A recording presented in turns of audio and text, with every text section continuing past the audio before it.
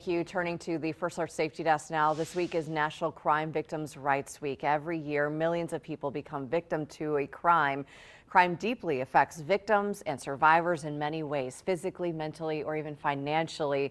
To show support, a number of landmarks across the state are going purple. So this is a live look right now from our Green Bay Skycam of Brown County, the courthouse. One structure lit up to honor the 6th-year anniversary of signing Marsy's Law. The purple lights reflecting this year's theme for National Crime Victims' Rights Week, which is Listen, Act, Advocate.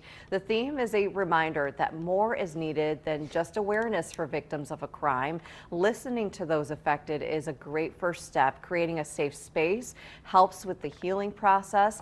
After listening is acting. You can help support victims through resources and trauma services.